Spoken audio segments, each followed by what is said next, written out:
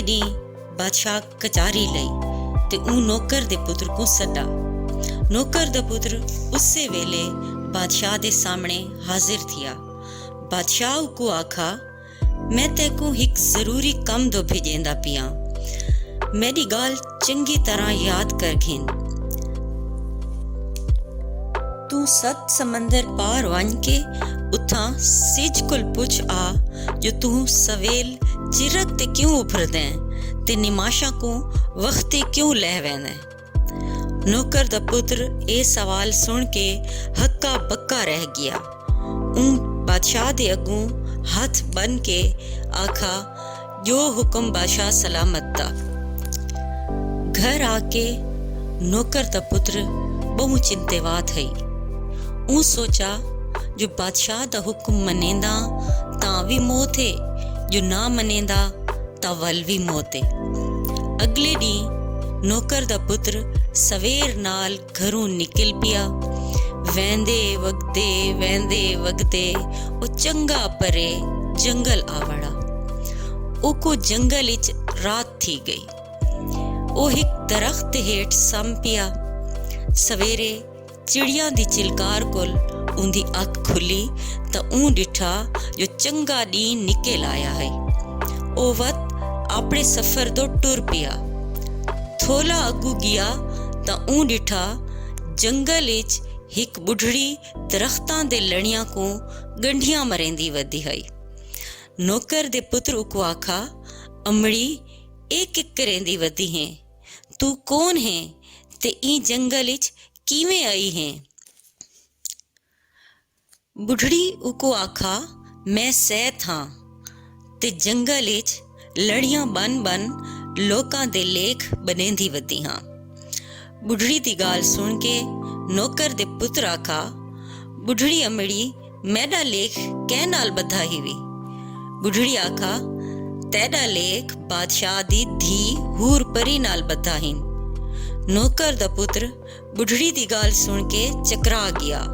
ऊ बुढ़ड़ी को मिन्नत जारी की थी ते आखा, मैडे ते रहम कर, मैं गरीब नौकर दा पुत्र हाँ, मैडा लेख मैं सवी नाल बन। बुढ़ड़ी नौकर दे पुत्र दी गाल सुन के बहु कावड़ नाल आखा, तकदीर बहु डाढ़ी है। ए आख के बुढ़ड़ी जंगल इच गैब थी गई। नौकर दा पुत्र वत कोल अपने सफर ते टुर पिया। टुरदे टुरदे उंदे पैरां ते छाले थी गए।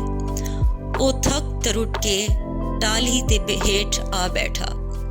उको अपनी हालत ते रोवण आंदा है।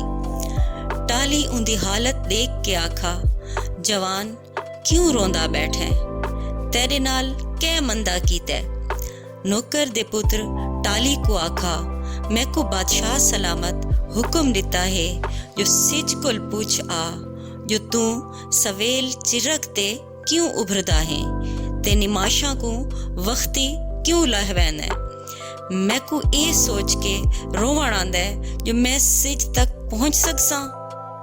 टाली नौकर दे पुत्र दी गाल सुन के उको तसल्ली देंदे हुए आखा, जवान जो तू सिज तक पुज वने तो उंदे कोल मेरी गाल भी पुछी आवे, जो मेरा अद्धा पासा ता सावा है पर अद्धा पासा सुक्का क्यों है।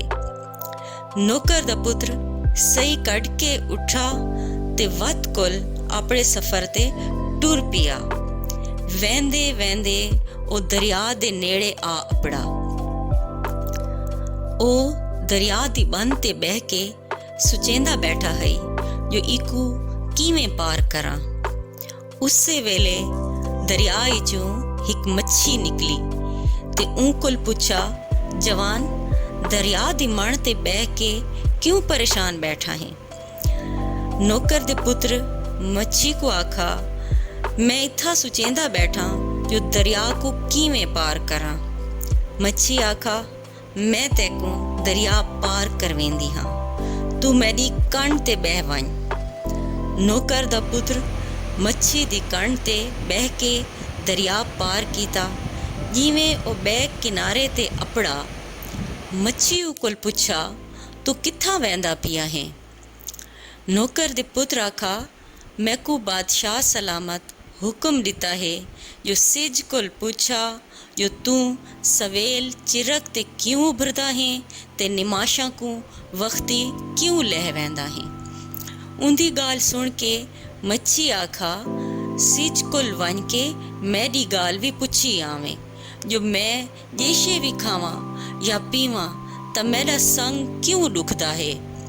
नौकर दे पुत्र आखा, जो मैं सिज तक पुज गया तो जरूर पुछसा। वेंदे वेंदे उको कई डी लग गए। हिक डी ओ सिज तो वञ पड़ा।